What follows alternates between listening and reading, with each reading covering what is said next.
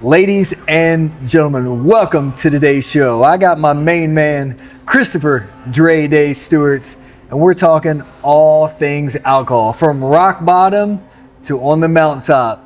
Chris and I both are 2.5 and 5 years sober, and we are challenging you to 30 days of sobriety, Sober October. Lock in, watch the episode, take away some value, and we look forward to guiding you to 30 days of sobriety. Let's go. It'll be a life changer. Christopher Day-Stewart, how we doing, my man? Good, man. How are you? Good. I feel like we've done this a time or two before. A couple, but it's always good to be here. Always good to be back. Yeah, man. I was just thinking the other day, I looked at my phone and August 6th, I sent some dude a random text messenger message, said, hey, I don't know you, but I think we should take a walk around the block. And what is it here today? September 22nd, 23rd? Yeah, what do you think about that? I think it's pretty radical, man, and it's crazy how quickly the directory of your life can switch up from something as simple as an introduction or a connection. A walk around the block. Yeah. And man, we've spent a lot of time Walk together. around the block, then turn into a trip around the world. Trip around the world, to islands, to weight room sessions. Yep. To entrepreneur vision, casting out vision. Let's go. Yeah, man. So in a quick 30 days, I've had the opportunity to witness 2 of your events. You know, when I began to know a little bit about you, I've seen that you were an artist, an entertainer, faith-based, spreading your ministry. And, I'm blessed I got to see you up on stage and do you. You get to see me lift weights and run Kenny's Meal Prep. Yeah. But that was some super cool experiences that I got to be a participant in. I'm glad you found value in them, and glad you got to witness, man. Yeah, down in New Boston, Ohio, Ironton, Ohio. So we got that. And I think today, man, this is the 5th time that we've shot some podcasts. We had the 30-minute intro. You've shot my podcast with the past 3 or 4 times. Yeah. Testimony. You and your wife. Man, so yeah, man, we've been putting in some hours, logging some hours together. Busy behind the cameras. And what the people don't know, me and this dude has got 7-for-7 workouts in. 6 in the morning, down in Lucasville, Dreamboat Fitness. We've been getting at it. Deadlifts, introducing you to squats. Yep. Wednesday, bench press, it's easy to wake up, but Monday and Friday. Especially Friday, the old leg day. Yeah, leg day. We probably need to put leg day on Monday. And totally switched up my schedule, man. I mean, I wake up at 4:45 to be at the gym at 6. And the day that we started at 5, I woke up at 3:45. Hit the road, drove for an hour. Yeah, it's incredible whenever, just the growth. Whenever you're uncomfortable, you're growing, traveling. Who's going to travel 45 minutes to lift weights? I see value in it, man. I see value in you. I believe in you. I see the fruit of your labor. And so I see it as a complete win, dude. I would be crazy not to get up and drive. For sure, man. I've lifted weights. I have an open invitation for anybody, but I've lifted weights hundreds of days by myself. Nobody shows up. I'm there. I'm saying the difference between me and you, like, I'm showing up whether you show up or not. 100% facts. Been lifting for 25 straight years, and can't tell. Pop. I'm gonna throw in the video of you squatting 500 pounds 5 That's times. right. This morning hit 405 on some deadlifts. But man, proud of you. 225. I told you, never compare your chapter to my chapter, right? So we're gonna be talking about sobriety and alcoholism, and challenging all our guests to a sober October that, man, we are really passionate about, and God's been speaking to us and just trying to lead by example and be a vessel, man. Super pumped to that, because even though we're on day 900 and some, and you're on day 1500 or 2000, tomorrow's not guaranteed. We're a slip up away. But the people you surround yourself with, we are a product of our thoughts and the product of the environment. Power of 5. Birds of a feather flock together. We out here getting swole. Let's get swole. Okay. But man, more importantly, in life, man, men, and I'm not afraid to talk about this, very few men have relationships with another man. All right? No homo. Let's just get that. What I'm saying, it's nice when you can find a man of value and wisdom and alignments that I can just call you at 7 o'clock in the evening, whether 1 a.m. when I got this crazy idea, that you're receptive to listen to it. That's rare. And as we just talked today, it may last 6 months, it may last 15 years, but that's only the way that we communicate just with our spouse. Stay humble, stay grounded. Yeah. Yep. 100%. No response. Blank on that one. All right, so today we're going to talk about the silent killer that nobody wants to talk about. You can get it at the restaurant, you can get it at the convenient mart, you can probably get it in the garage at your own house. And what we're going to talk about today is alcohol. Alcohol is a substance that was introduced to me at 15 years old. You know, just being the cool kid, trying to hang out with the seniors, the upperclassmen. I see them drinking. I'll never forget, there was a senior, 18-year-old, hand me a beer, drink this. I took that first sip of Bud Light, and boy, I hated it. Hated the taste of beer. It was terrible. Yeah. They'd turn their head. I'd pour it down the sink and act like I drank it. I'd grab another one, just hold it. And I'll never forget. I know exactly where I was at. Shout out Jason Swords. I don't know if you ever watch this, but I was at your house on Lucasville Minford Road. Cousin BJ hanging out with the elder upperclassmen. Thought I was cool just to be there. And that was my first experience. And each time after that, the taste was still terrible, but it just kept getting easier and easier. Yeah. Dre, when were you introduced to alcohol? I would say I was introduced to alcohol spiritually before I ever was physically. Okay. The people that I was listening to, the music I was listening to, talking about drinking alcohol, being in clubs. I can remember being probably 8 or 9 years old listening to the Young Buck Straight Outta Cashville album. Yep. And you know, that's the lifestyle they glorified, man. The first time I ever tried it physically, I was 12 years old. And I'll never forget it. I was up in Papa's house. Long story short, man, everybody went outside to smoke their cigarettes. I snuck into the fridge, poured this solo cup full of vodka and some Pepsi, went in the bathroom and drunk as much of it as I could. And same thing, man, I hated it. Hated the way it tasted, but I loved the way it made me feel. And something changed inside of me that day. It was like every day that I woke up, my life revolved around the next time I was gonna get to feel like that. And it definitely became the pursuit of my heart. Yeah, and I could kind of say the same. I witnessed it with my eyes more so than I had a physical experience. My father was an alcoholic. My grandfather was an alcoholic. So the time can ride a little tricycle, run around in the lawn, hanging out on the weekends, I'm seeing Grandpa drinking beer from daylight to dark in the garage. Bitter old man. Wouldn't even speak unless he had a six-pack of Hootapal. Shout out Hootapal. That's a Cincinnati beer. If you know, you know. And then as I get into junior high, late elementary, every weekend, Friday, Saturday, Dad was a binge drinker.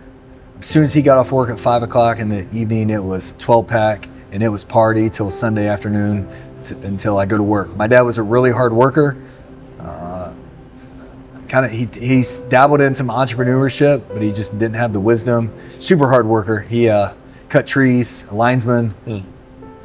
Anytime there were severe storms, he'd be the first one to call out. He'd be 5,000 feet up in the air, cutting a tree, dangling with a chainsaw. Sheesh. But yeah, I just remember my thoughts was, in order to have fun, one must consume alcohol.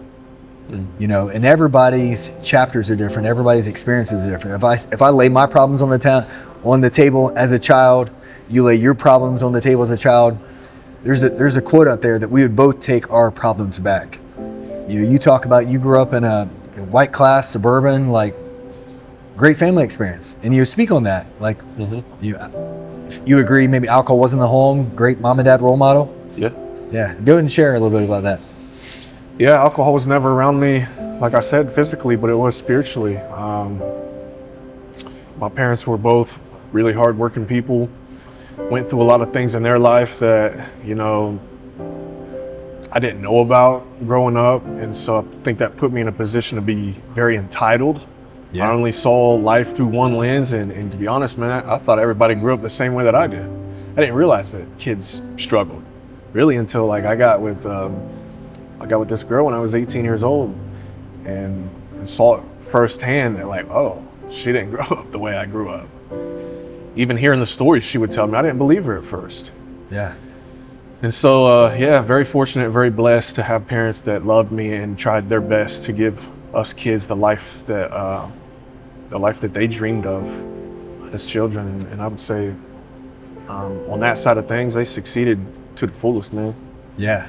But it still got me. Yeah, that's what I say, man. Substance abuse, and you agree, substance abuse does not discriminate. Yeah. It doesn't matter if your mom or dad's the pastor. It doesn't matter if you grew up in the, I don't know, the most richest neighborhood in Chillicothe, but I know in my towns, there's a couple towns that, very high class, $500,000 homes, $1 million homes. Yeah. It doesn't discriminate. And then it'd be some of the people that grew up in the poorest conditions that stay far away from them. Yes, absolutely. I think probably one of my parents' biggest goals was to keep us out of that lifestyle. And Yeah. no matter how hard they tried, man.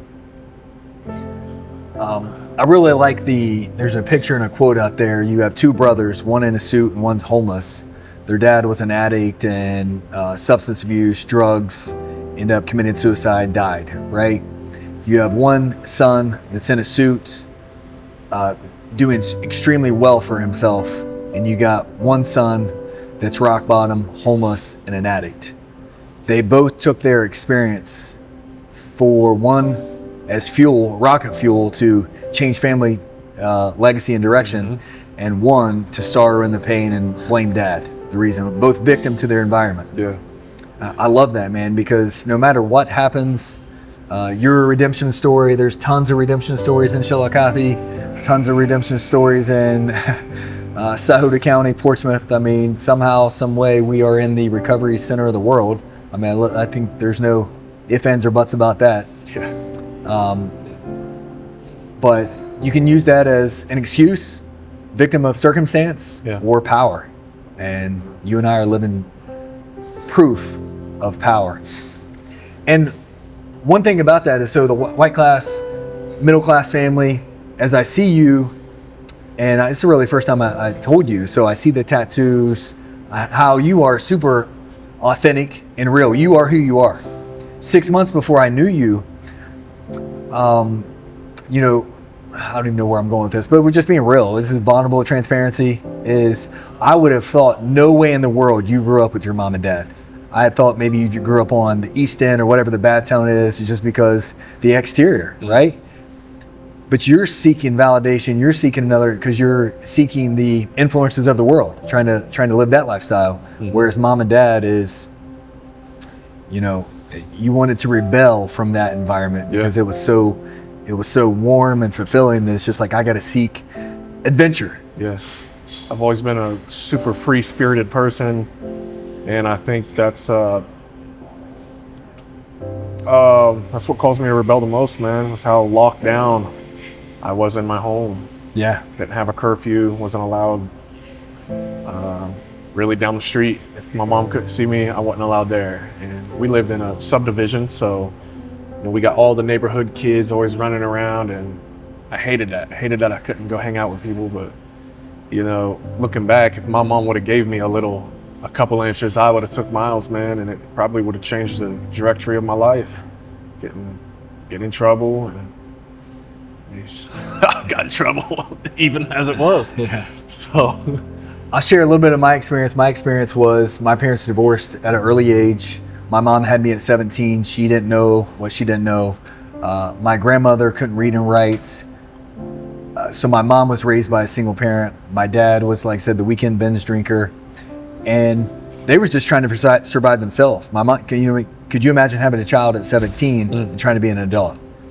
So as alcohol is getting introduced to me in my 16, 17, 18-year-old years, she's kind of allowing me because she didn't know. Like, she tells me today if she could go back and change things 1,000%. But she just thought, and a lot of parents out there is like, well, if they're drinking in my basement, or as long as you don't drink and drive, call me and I'll come and get you. Yeah. Man, maybe that's good, maybe that's bad. But at the end of the day, I wouldn't say any parents out there, I would just encourage to say no drinking. Unacceptable. The consequences with drinking. They take the electronics away, ground, punishment. Because if you give, we're going to take a mile. I mean, that's what my parents did, man, and it didn't work. If anything, it made me have hard feelings towards them. Yeah. So it's like you see it from one side, I see it from the other, or you experience like one end of the spectrum, I experience the other. What is the middle ground of that? What is the middle ground of letting your children drink as long as they're doing it safely versus like, no, and if you do, there's make a consequence? So the first thing that popped to mine would be church and Jesus. But then, you know, my mom didn't grow up in church. My dad didn't grow up in church. But then yet your parents did. I grew up in church. Did. So rebelled against that? I don't know the middle ground. I think, yeah, man, I don't know. Leading by example is all we... You know, I almost wonder if my parents would have been more open with me about the realness of life, the things that they went through, and why. Why can I drink alcohol? Because these people sound like they're having a good time. Matter of fact, anything I've ever done while I'm on it, it just 10x's my you know, enjoyment. What's so bad about it? I didn't see it through that lens. Yeah, you're right. And so, yeah, don't know the right answer for sure, but all we can do is learn from it, pass on, and our goal is to educate others right now. I'm 42 years old, passionate about education. You are a young 32, right? Yeah. A young 32, have an 18-year-old daughter though, and lead a lot of young men. I mean, you lead a lot of young men look up to you, and you need to have that wisdom in your tank to pass on whenever their kids are experimenting. That's what the word says, man. We overcome by the word of our testimony. For sure. And we need to start testifying to our children. Yeah.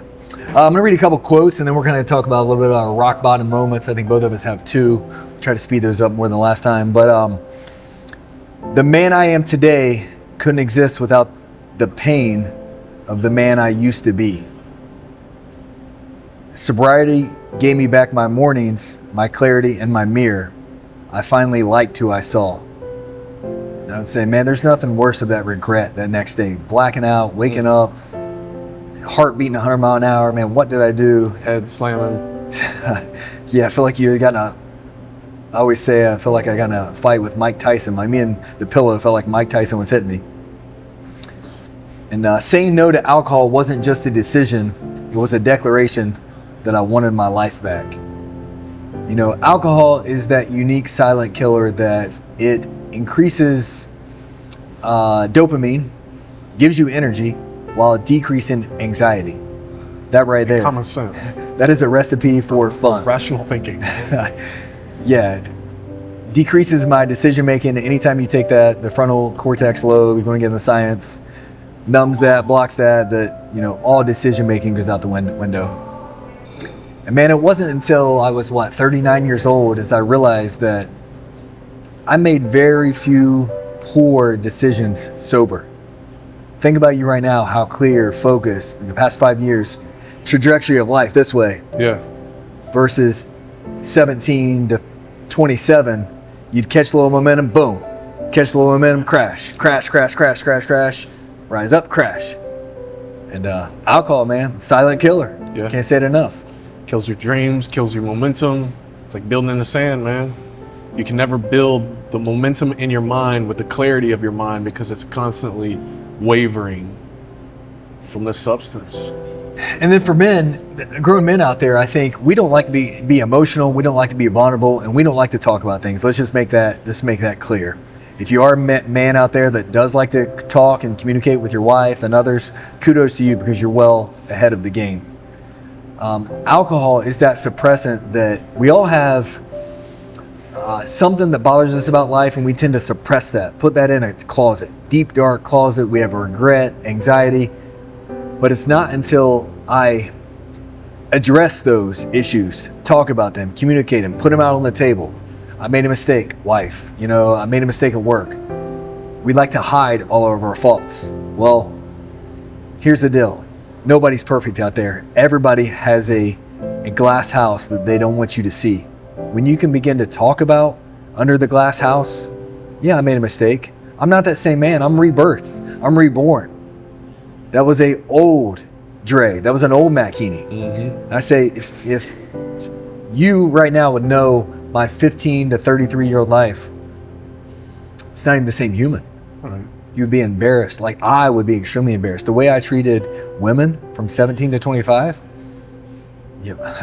just say, addict, right? Addiction runs in the family. alcohol, pornography, women. But what can I get most regularly? Yeah. I can go to the convenience store and get a 12-pack of alcohol any day of the week. Don't got to worry about the cops taking me to jail. Whew. Yeah. All right, so Dre, we talked about 2 rock bottom moments here. Let's go. So we're in our late teenage years, or fast forward to your 20s. Let's talk about that rock bottom moment and how we begin to identify, man, we got to move away from alcohol and narcotics. Your usage went a little bit deeper than mine. But once again, I say don't compare your chapter to my chapter because they're both on the table. Right. So let's talk about rock bottom and what made you want to overcome. So, again, man, one of my rock bottom experiences, I started drinking when I was 12, and it just progressed throughout my teenage years. And so by the time I'm this age of this experience I'm about to talk about, I'm probably like 24, 25, done been through it all, man, through the ringer. I was using cocaine and crack when I was 18 years old, opiates. And so that led me to a place where I became extremely suicidal. I could not manage life at all. And it became more even homicidal, man. I started having thoughts about hurting other people, my family. Wow. And it took over my mind to the point where I was working in a factory at Walmart, and I couldn't be at that place for more than a couple hours. I was losing it. My managers pulling me in their office like, man, what is going on with you? Broke down.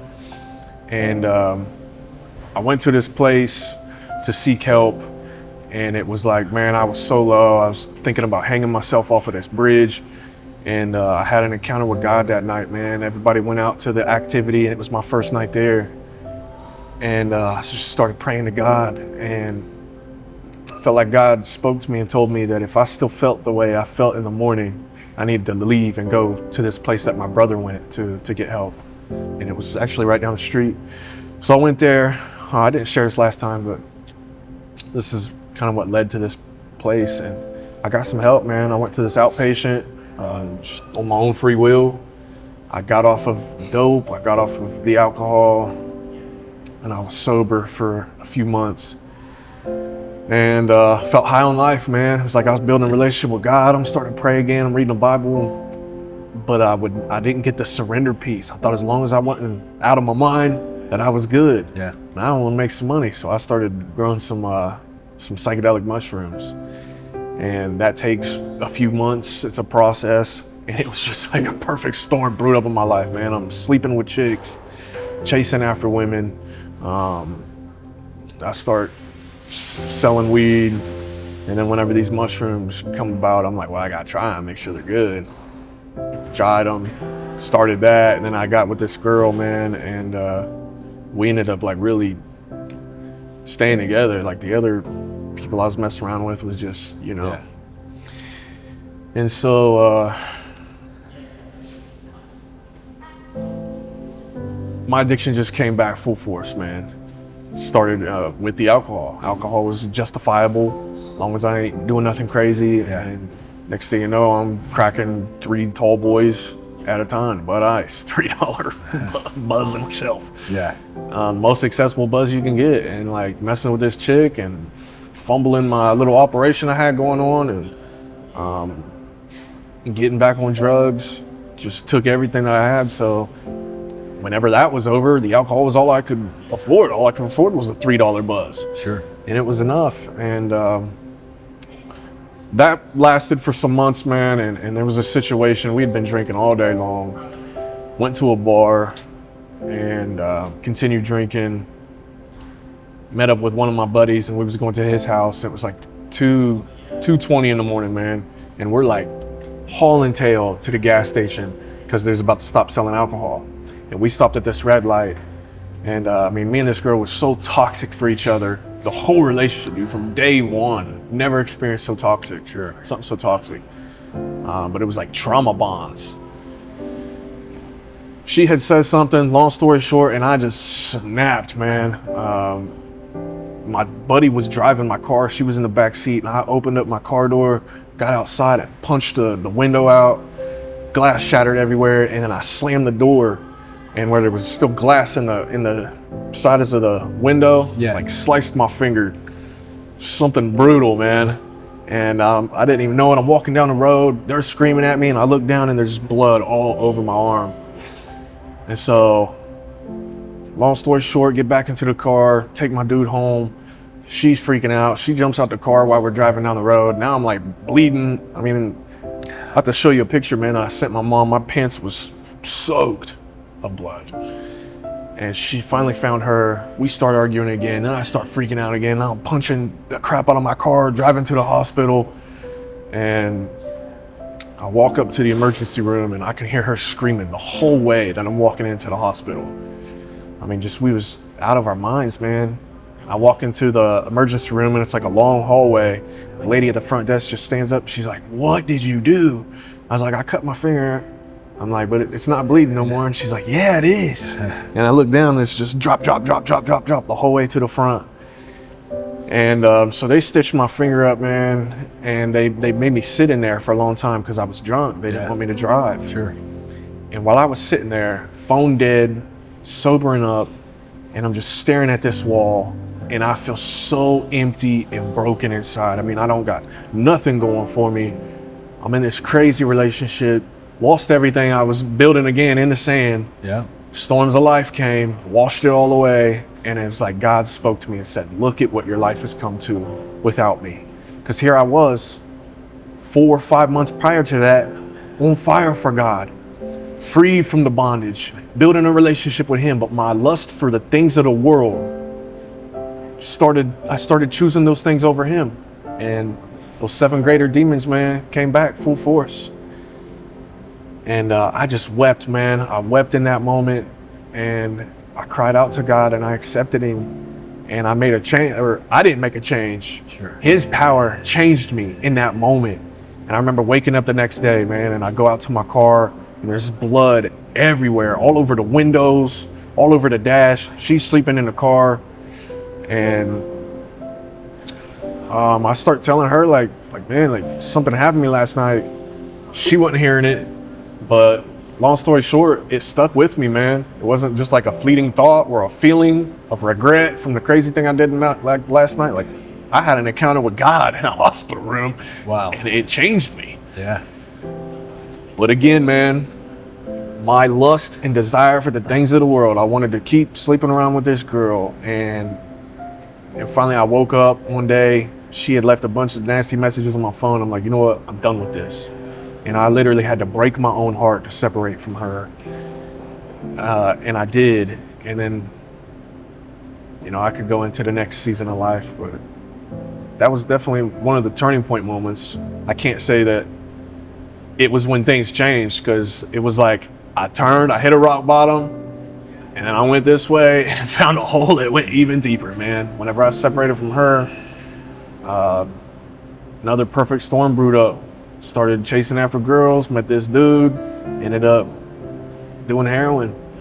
You know, super long story short, just one thing turned into the next, man. And the next thing I know, I'm on heroin for the next year. So this is around the age of 25, 26? Yeah. So you said 25, at 26. 27 is whenever we had our final, like, That's when Jesus came full force, man. From 26, 25, yeah, it was probably 25 when I got on dope. From 25 to 27, I pushed God so far out of my life, man. I started getting tapped into like new age beliefs and research and different religions. yeah. And I started to believe that the faith was brainwash. The Bible was written by the government to stop me from finding my true potential as a being. And I was on this path to enlightenment. And there was a couple more rock bottoms after that. Yeah, that reminds me of a friend of mine. He talks about, he was kind of suicidal thoughts and had these dreams of demons nonstop, and he had prayed out to every other god in the world, of whether Buddhism, everything. Yeah, everything. And then it was just like, God, if you're the ruler of the world, if you are who you say you are, And it said, like, in that moment, finally, at his breaking point, has a shotgun loaded, sitting here having a conversation that he just broke. Jesus spoke to him that day, and it was a long battle, way more in depth than that, but I'll never forget him telling that story either. Man, mine is, and we'll tie in your final rock bottom moment and how you kind of reach sobriety, and that day one, how day one turns into 30 days. So I definitely we're going to come back there. I'm just going to share. I have two rock bottom moments. We're 30 minutes. Yeah, one October 2015. I'll never forget it. I played football at Morehead State University. I don't really talk about that often. Obviously, sports and weightlifting changed my life. Had the opportunity. So I come back home. We're actually going to go watch a friend of mine, Luke Keller, which is actually a pastor friend that I talk about often. He's playing football at Morehead State. I'm just going down there to drink beer. I'm going with the boys to drink beer. We left Portsmouth drinking Jack Daniels, airplane bottles, probably had 6 or 8 beers gone before we got there. Drink airplane bottles the whole football game, drink beer the whole way back. It's an hour drive. I get home. My wife is pregnant with my second child, and she has some girls over for game nights. It's real easy for me. Hey, they're having a poker game down here at a buddy's house. I left because I knew there's 3 or 4 girls that occupied her time. I could sneak out, drink beer the whole night, go to a poker game after that. I love gambling. I'm an addict. Whatever I can get a dopamine rush, right? Chasing the next high. I'd win $1,000 one night, lose $1,000 the next. I never talk about the $1,000 I lost. I always tell people about the $1,000 I win. That's a gambler. Ain't nobody making money on Cash App, FanDuel. FanDuel. If you think you're up, you're lying to yourself. And prove me wrong. Show me the numbers, because I know you're not going to show me the losses that you're taking. So let's just get that real. Because Cash App has taken over the world with young men and women. They're addicted to their phone. $20 here. Another story. So I don't come home that night. My wife is texting me, pushing away, turn my phone off. And because I'm gambling, I'm on a high. Was that normal for you to? Not really. Typically, she'd text me at 12 or 1 a.m. and I'm like, all right, give me 15 more minutes. Well, I don't want to put down the booze. I'm having a good time. I work 40 hours a week. I can justify. Like, don't tell me what to do. I'm a grown man. Like, we got a house. I got a good job. Like, I'm being my dad all over again. Except my dad and mom, they separated. I just happen to have a wife. And come home about 7 or 8 in the morning, drunk. Wrecked my car coming in the driveway, and my clothes are on the front porch, and she has my mom there waiting on me. Like, hop in the car, going to stay at mom's house. I mean, I slept for probably 2 days. Well, didn't want to wake up because I knew there was consequences when I did. And man, that was really my first experience with, I don't want to say my first experience with Jesus, but that's when the first time I became vulnerable and was like, God, if there is a God, if you're real, like, I need help. Yeah. I don't like this feeling. I remember getting down on my hands and knees around my bed, praying and say, God, like, I'll do anything. I just want my wife back, right? We all do, right? Times of extreme tragedy, that's when we seek God. Yeah. We don't want to seek God whenever life is good. Only want to seek Him when it's bad. Somehow, some way, Brooke took me back. I committed to a plan. I said, look, I'm not going to drink the next 30 days. That was around Thanksgiving into Christmas. And she took me back. I apologized. And for the next 30 or 45 days, I didn't drink. It was a win. I had it under control. I could drink a beer or two at dinner. And then I had it under control majority of the next 10 years. And I'll take into my second rock bottom moment, then we'll finish up with yours, is April 22nd, 2023. We're on a romantic honeymoon in Clearwater, Florida. Just a weekend getaway. 6 high noons at 11 a.m. turned into 12 high noons by 5 p.m. By 6 p.m. I have a couple IPAs, showering, and by the time we get to the restaurant, everything gets foggy. As soon as I get to the restaurant, I never went to a restaurant for food. I went to a restaurant for the IPA or the tall Bud Light. So men or women out there, do you enjoy the food, or is the first thing you think about is the tall draft? If the first thing you think about is the tall draft, you have a problem. You just don't want to admit it. And that night we got in a fight on the way home because she's telling me to stop drinking. We're arguing. We come back to the condo. She gets out of the car and goes in. And I decide to start the car, and I'm going to the bar by myself at 39 years old. On a romantic honeymoon. Come back an hour or two later because really everything's closed. I didn't know where I was going. I had nowhere to go. I was just, the alcohol made me angry with her. I was just ready to fight. No conscience, no. And so when I got home, she didn't speak to me, but when I woke up, it was bad. She had that look in her eyes, extremely disappointed. Ready, talking divorce that morning. And the only thing at that moment I said, God, I'm not drinking again. I looked at my wife. I said, Brooke, I'm not drinking again. Zayd and Zay, I'm not drinking again. That was the only thing I had, was my word. And had I not said it to God, had I said it maybe just to my wife and my kids, maybe I would have let them down. I don't know. It was just a powerful moment that I said that's going to hold me accountable. And I don't want to let my kids down, right? Definitely don't want to let my wife down.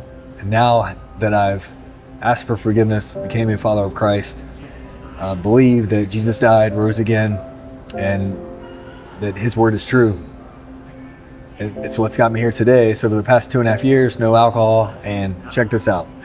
Life was always good for me because I was the weekend binge drinker. I wasn't the alcoholic. I didn't drink Monday through Thursday, Sunday through Thursday. It was Friday, Saturday night, let's turn up. Like Young Jock and Yeezy, Jeezy, everybody else that were following Nelly were turning up. But as I had that last drink, here's life. I've hit no pitfalls. Continue to climb. Leads us here today, man, sitting in Chillicothe with Dray, my man, Day-Stewart, the artist, entertainer. I can relate, man. Building relationships. So Dray, you took that last, sniff, you took that last shot, you took that last, and you woke up, or you have an experience. Tell me about that experience, your last usage. Like I said, I went through this spiritual awakening, man, and I'm on this journey to become my highest self. And I can remember knowing that I was never going to achieve that if I couldn't get off these drugs. So I started researching what the drugs are doing to me. I mean, I got binders, notebooks full of research, and eventually I was able to pull away. I think I was pursuing so many things in my life. I started building a business. I'm coming up on all this knowledge and stuff, and even pulling away from the narcotics fueled my ego. Because I did it, on my own, and I didn't need no help and all this. But looking back, dude, I didn't really realize this until I'm sitting here thinking about it, but it was the alcohol that opened the door for this last relapse to happen. I can remember being in the back of my grandma's house and doing work, editing videos. And there was a couple nights I was like, you know what, let me just throw back a 6-pack of Bud Light Platinum. Yeah. And I went to the gas station, man, and I justified it because it was like, I'm not out of my mind. I'm just catching a little buzz. It's legal. And long story short, man, there was some events that happened. I relapsed, and earth-shattering relapse, man. I got connected to this guy that was getting cocaine from the border of Detroit and Canada, and it was just limitless. And I found that I could not stop doing it. Before in my addiction, I would binge on this, do this to get off of that, do this to get off of that. And it was just this revolving door, but I never experienced something just captivating me, and no matter how bad I wanted to pull away from it, I couldn't. And it was killing me, man. And it was then that Jesus came knocking on the door of my heart that last time around. And instead of looking to the things of the world outside of me, I went inside. He was right there, man. I accepted him. I surrendered to him. And I started to build a relationship with him. My situation didn't change in that moment, but every day that I woke up, something was different. He was with me, guiding me, teaching me, walking with me. And I'm at a place in my life where I ain't got nothing, bro. I don't got no job. I don't got no resources. I don't got no nothing. I'm on death's doorstep. If I can't stop doing this, I'm gonna die. My parents live right next door. They're watching me die. Yeah. I'm banging on their door out of my mind, like, I don't know what to do. Help me. They can't help me. And God started leading me out to the wilderness, man, talking to me. And I remember the day I just dropped to my knees. I said, why won't you take this from me? And he spoke to my heart and said, why would I take this from you? So you can go back to living your life without me? And I realized then that he wasn't concerned with my addictions as much as he was the condition of my heart. And when I got to the place where I knew that his will for my life was greater than my own, I knew that in my heart. That's when he delivered me. And again, I wasn't in no treatment center. I didn't go see no doctor. There was nobody that could help me. Yeah. And I experienced deliverance. I mean, I went to sleep the most addicted to drugs I'd ever been in my life, and I woke up free from it. Wow. And that was just the start, man. Man, that's incredible. I've kind of heard that, that last statement there a couple times, being to the events, and I can feel the passion as you speak. I can see you, man. You're ready to just run through a wall every time you talk about it. And so it's real. We'll fly up out of here. It's real, man. So freeing, man. Like you said, went to bed addicted, woke up a free man. Yeah. But yet, you've had to be a steward of your footsteps. Throughout that process, God began to remove those desires, temptations, thoughts, right? But what would you say to somebody like they're ready, right? They're ready.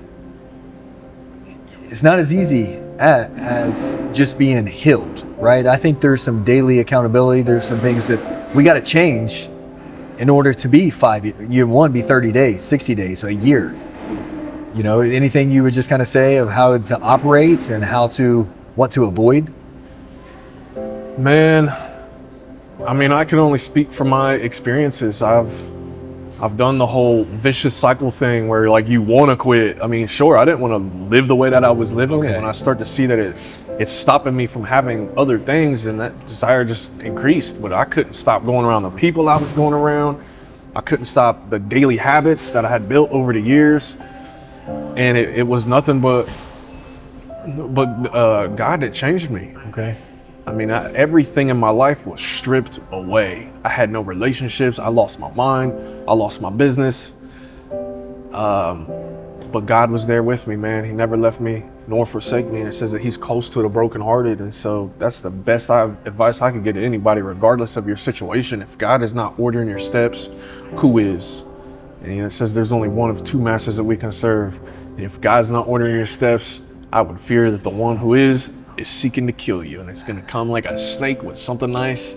Here, eat this apple. You won't die. You'll be just like God. Yeah. See what happens. Yeah. Hey, what's you got? Was you gonna say anything? Hey, I was just gonna say, man, through God, all things are possible. Not only did God deliver me from the drugs, but he delivered me from everything that was driving me to pursue drugs and alcohol. Changed my desires, changed my habits, changed the way that I thought, changed the people that I wanted to be around. And I was cool with being alone.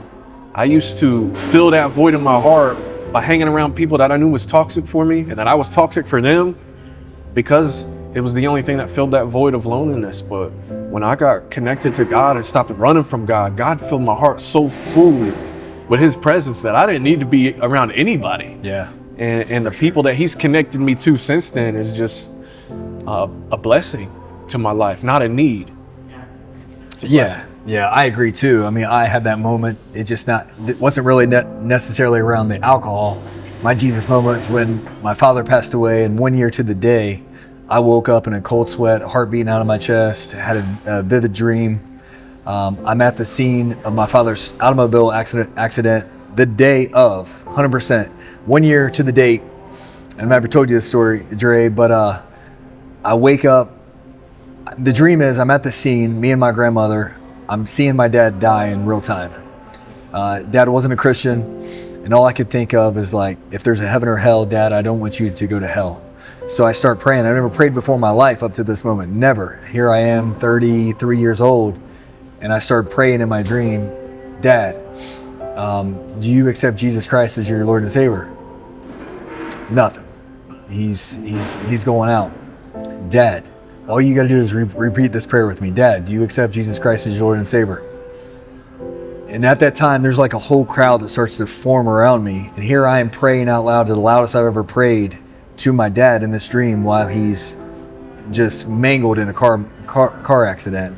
My grandmother's there. She's a woman of faith, always wearing the Catholic, I don't know, the rosary, hold that in her hand. And I'm leading the prayer. And he never woke up. And at that time, I woke up. So I think it's God spoke to me in a dream. The first thing I woke up is like, oh my God, oh my gosh. If I die tomorrow, are my kids going to ask this prayer? And it was clear as day. Clear as day. I'm calling a pastor immediately, said, come to my house right now. And we prayed, and my life is, I've had a hiccup or two, is like life will say, even as a Christian, life ain't easy. Right. You know, you're going to fall. Don't go back. Fall forward. Fall, continue to go forward. I fell, asked for forgiveness, repentance, many things. Same man. But I had that moment, and man, I just wish everybody was able to have that moment. Yeah. He said the righteous fall 7 times, but they get back up. And there ain't no man on this earth that's righteous without the Holy Spirit in him. It's his righteousness that makes us righteous. Man, so really, so that's our rock bottom moments. You know, we're talking alcohol, we're talking leadership, we're talking men, fatherhood, communication. Dre, we're gonna take 48. We're gonna take a journey in October. I want to talk about it a little bit. Sure. Sober October. Okay. 30 days. We can do anything for 30 days, right? Yeah. Walk a mile, 30 days, ride a bike. Build a habit. Build a habit. They say 21 days to build a habit, 22 days, it's a stick. So, man, we're going to be talking about 30 days sober October. We're going to be leading by example. We're going to be having some men groups on Tuesday. We're going to be putting out some content on social media that if you are on the fence, you're wanting to give it up. Maybe substance, maybe it's alcohol, maybe it's pornography, maybe it's something, right? We're going to base it around alcohol. And we're challenging you to put the bottle down for 30 days. Because guess what? It's going to be there on day 31. I can promise you. It's going to be there. Yeah. But if you begin to build a team, build accountability, find friendships. 2 biggest things in my life are in fitness and in faith. When I was able to go up and, let me say, excuse me here. I can touch you. All right. Dre's real. He's a human. Then I've watched him put on his shoes. Now I'm thinking, man, he puts on his shoes just like me. He's a real person just like me. That just gave me a little bit of hope. A little bit of hope that, yeah, my buddy Hector, I talk about it all the time. I touch Hector like he's a real dude, right? But he wakes up every day with accountability and actions. So I'm pumped. Sober October. What I encourage you to follow along. What do you think about that, Dre? I think it can definitely be a game changer, man. Just like you said, for the person who knows that alcohol is an issue, and then to the person who maybe doesn't believe that alcohol is an issue, man. I'm telling you, if you cut that vice out of your life, it serves nothing good, man. If you really start to dive into some wormhole type research on alcohol and like its origins, they say it's really derived from alcohol, which is a flesh-eating spirit. Test and see, man. Test and see 30 days, see if the quality of your life improves. If it does, then deem it as a bad habit and keep it pushing. Yeah. You know, I couldn't see it whenever I was struggling with it, that every time I would start to build something in my life, or maybe not even it get completely washed away, but I didn't understand that it was blocking me from reaching so much more potential than what I was tapping into, because it warped my mind. We are definitely creatures of energy. We are creatures of momentum. And whenever you can keep that, it's like a tire, man. When the tire's rolling, you come over and slap it and it starts wobbling, it's gonna go off course. Yeah. If you can keep that tire spinning straight, it's gonna reach its destination, a lot quicker and with a lot least resistance along the way. Yeah, the power of momentum's real, man. When you start stacking 1, 2, 3, 5, 10, 20, 30, 60, 90, momentum, man, you're on day 7 in the gym, and it's a lot easier to wake up on day 8 than it was on day 2. You know, you're starting to see the results. You're starting to see the effects of making good choices, lifting weights, resistance training. For sure. So I'm just going to talk right now. Like, these are my 6 keys to success, that whether you wake up and healed or whether you're on a journey that you need some help and support, only you know, right? Even if you wake up and the desires are gone, I think you also need to surround yourself with good people. I think you need to read daily. I think you need to create hobbies we're all addictions. We have to substitute. If you're addicted to video games, if you're addicted to alcohol, if you're addicted to food, women, anything, we have to replace that with positive. We don't have to subtract it. You're going to be empty. Yeah, you have a void. We have to add something of value that overrides that. And number one, first and foremost, Dray and I both had our experience. Jesus, number one. When you introduce God, when you understand His word is true, forever, always, real, no matter what, when you read the red letters, something magical happens. Maybe you don't get it the first time. When I wasn't a Christian, I would try to read red letters. It didn't make sense. Right. But as you continue to read them, you get a different message every time. You can read the same scripture and get a different message. That's my first intro. It makes it a lot easier. Number 2, commitment. Say it out loud. Say it to your spouse.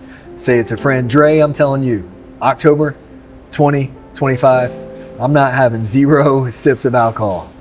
I said it out loud. Yeah. So I'm a fraud if I decide to, who knows, October 10th, I might decide to have a glass of wine. I'll be a fraud. You know what I mean? You're not going to value my word because I lied to you. Yeah. I gave you a reason. So what do you think? You think you can go 30 days? I think so, man. Say it out loud. I'm going to go 30 days, no alcohol. And sober for October. Sober for October. Number 3, we did commitment. Say it out loud. Number 3, accountability.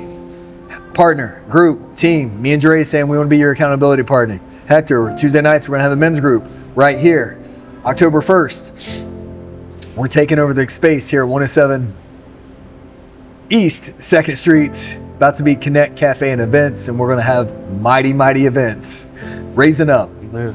Number 4, identify your triggers. My trigger was Friday at 5 p.m. I worked hard. I deserve a beer. I'm a man's man. I lift weights. I'm strong. I'm macho. I can watch my football game. I need beer to have fun. Friday night, 5 p.m. was a trigger. Whew. And every Friday, 25 years. Pop, 5 o'clock. And boy, did it taste good. Because I could shut off the stress, shut it off. Not handle those deep, dark secrets. Number 5, have an escape plan. All right? Say you got to go to a birthday party. You're going to go to watch a game. You're going to go somewhere. You get invited to a wedding. Dray, you do a lot of wedding receptions, don't you? Mm-hmm. Very few weddings are not solicit alcohol. Would you agree? Right. Fun, right? Got to have the beer to turn up. Majority of them, that's as much as you can handle.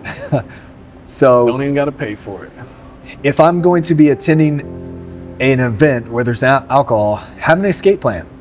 I recently, at 42 years old, I just went to a Bengals football game in the luxury seats. The best, it was probably $1,000 ticket. A guy gave me a ticket, invited my wife and I. He calls me, he said, hey, you've got unlimited drinks, food. I said, okay. Well, I went ahead and called him back and I said, hey, I just want to let you know that I'm 30, 60 days, I've been dry. I haven't had a drink in a while and I'm liking the results. So just want to give you a heads up that I'm probably not going to be drinking, but I don't want to make you feel uncomfortable. Thanks for the invite. My wife and I are going to come. And his response was, yeah, cool, man. Come up. Yeah, there's the other drinks there. But I also didn't want to make them feel uncomfortable. Like I was trying to shame them because some people can't handle it. And I went up there. There was 15, 20 people. Nobody really got belligerent, but there could have been a chance then I could have been that belligerent guy. Mm-hmm. And then lastly, we talked about add a new hobby. You have to substitute that addiction. You have to add value. I love exercise. I love walks. I love listening to music. I love, adventuring new towns, vacations. So you have to substitute that void. And Dre, that's my 6 keys to success. What do you think? What's your just top 3? Give them anything you got. Top 3, man. Just to allow somebody to succeed. 100% my relationship with God, allowing God to lead me, seeking God. I credit all the success I've ever achieved in my life to that. And outside of that, have something to serve. Find a way to serve, man. Find a way to serve your neighbors. The word says, love your neighbor as you love yourself. And that's been a game changer for me. It's a service that I can provide to people. I've created a whole business around it. Yeah. And it's what I do with my time. And third, we can edit whatever out. Yeah, okay. No, it's all good. Hey, Elena, our labels, they didn't come in. They will always be on our macros are going to be on our website. Just my labels was a couple days late. But this week, there will always be labels on it. It was just an error we had in a couple days.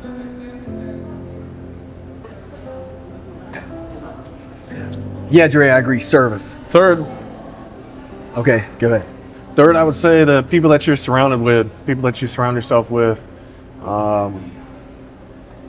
Like you heard of my story, man, I was surrounded by people that was toxic for me, so I had to experience a length of solitude before God crossed my paths with people who weren't toxic for me. And so, again, I really just got the number one, credit it all back to God. Heck yeah. God, the Lord is my strength, and through Him I can do all things. So there's no giant I can't slay, no mountain I can't tell be removed that it won't move. Through the Lord's strength, man.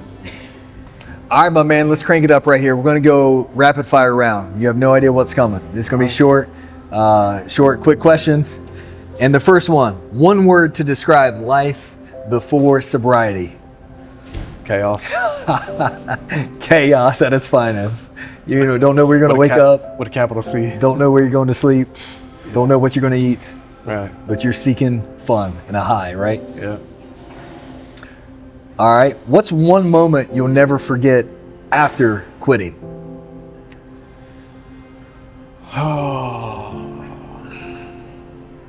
One moment. Dang, bro. It was supposed to be a rapid fire, but I'm thinking of like the best moment, one of the best moments. I mean, how you? I am going to speak for you. I am going to speak for you because I'm trying to get you to go somewhere. There's drug addicted Christopher, and then there's Christopher Day-Stewart up on stage speaking to thousands. I mean, who would have thought? I mean, there's tons of moments that I'll never forget. Yeah. If I could summarize it all up, I would say the impact. The impact. I never dreamed my life would have any kind of impact. Yeah, for sure. From rock bottom to major abundance of impact. It's not unmeasurable impact with your music, with your testimony, with your services. It goes back to services. What's a message you'd tell your past self?